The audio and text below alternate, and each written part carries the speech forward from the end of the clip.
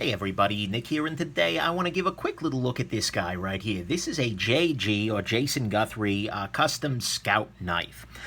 First though, I want to thank my buddy Joe for organizing a pass-around by which this knife has come my way. Because that's a really cool thing of him to do. To trust one stranger with your knife is impressive, but to trust many of them, that's a scary thing.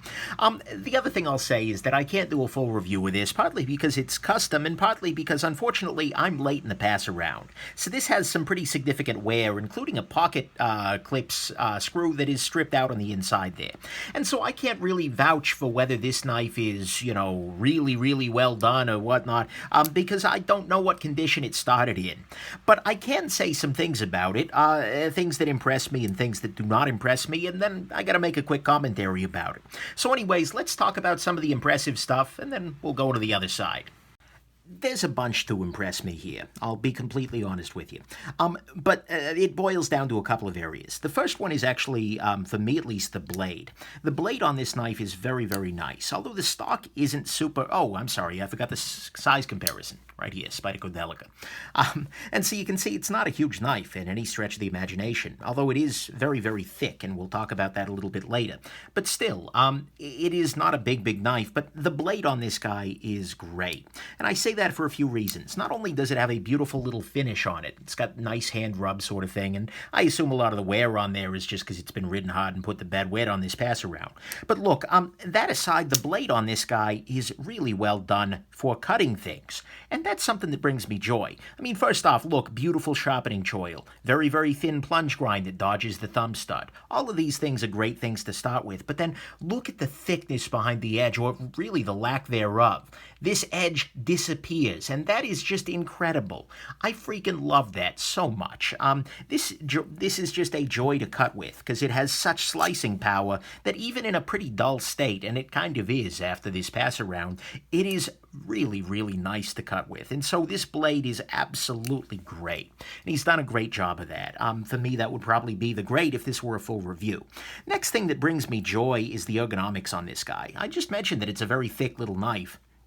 But that works because it's thick in the right places, and it really fills the hand nicely. And it's got a nice little ramp for your thumb with some jimping there. It's got this little groove for my forefinger. This fits my hand well, and it balances well. This is just a pleasure to hold, really. And even the big clip, and it is a big clip, is nice because he's got kind of a platform here with these two areas. And so that just fills the hand a little bit more. So look, I love this little knife in the hand, 100%. Then, finally, the action is the third thing I got to comment on. This deploys very smoothly with the thumb stud like that, or pops open very nicely as well. And it is honestly a real pleasure to pop open in that way.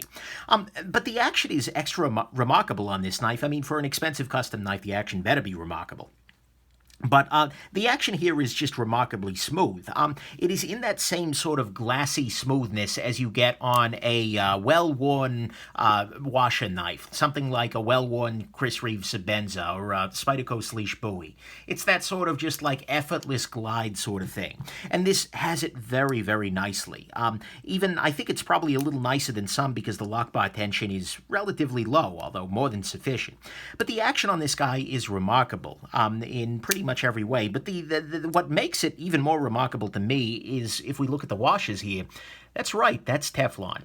This is a custom knife, an expensive custom knife that's running on Teflon washers. And every time I have made a comment in the past about, Teflon washers are terrible, everybody brings this knife up, Jason Guthrie, because he uses Teflon and he is able to get these really great actions. Through some sort of knife-making alchemy, he is able to turn a crappy washer into a great action. And that's really impressive. And I am very impressed with this knife and with this action. And this is a good piece of evidence that a Teflon washer knife can be just as smooth as a phosphor bronze washer sort of knife. And indeed, that's high praise here. He doesn't have any of the stick slippiness that you often get with Teflon. It feels great in the action. So, although I would still prefer this knife to have phosphor bronze, I hope that Jason is able to move there in the future just for long-term reliability's sake. I won't really punish this knife for being Teflon. The way he has done it is so damn good that I honestly don't care at a grand level. So that's That's perhaps the most impressive part here, is that he's made a knife that's on Teflon with an action that doesn't feel like it's on Teflon, and that's hard to do. So good job with that one, Jason. In terms of the negative stuff, honestly, there's really not much that I dislike about this guy. Like I said, if I did a full review where I was able to carry it, and like I said, I can't really carry it because this clip issue is an issue here. I really don't want to hurt this guy any further. But there are a couple of little annoyances. The fact that it is relatively thick as well as relatively heavy. This guy comes in 4.3 ounces, which is very heavy for a relatively small blade on this guy. Those two things make this carry a little bit less nicely than a lot of the options that I like on a regular basis. And of course, it is a custom knife, so you're dealing with one guy in South Africa. I've never heard anything negative about the guy, I'll say that. But at the same time, yeah. And of course, it's going to be very, very pricey. I don't know what his latest drops are, but I'm sure you can find these online. But really, there's not much to dislike about this knife. He has done a really great job here. He's made a knife that cuts things effectively, that feels great in the hand, and that has this really incredible action despite being on Teflon. And so, overall, this knife is very impressive to me. There is a lot to love about this guy, and if I were a custom knife guy, I would probably be talking to this guy about a custom knife. But alas, I'm not. So we'll just consider this my little entry in the pass-around here, and I'll send this along to, well, actually, I think it's going to a repair place next. But anyways, I hope this has been interesting to you, and that if you ever get a chance to handle one of these, you do. But mostly, I hope that you have yourselves an absolutely wonderful rest of the day. Oh, sorry, one other thing. I usually don't forget these things. This is not actually a proprietary pivot. This side's just an Allen key, so you can pop that out of there. Now that that's said, and I don't get a torrent of, but Nick, proprietary. It's cool. Now I can wish you all an absolutely wonderful rest of your day. Bye now.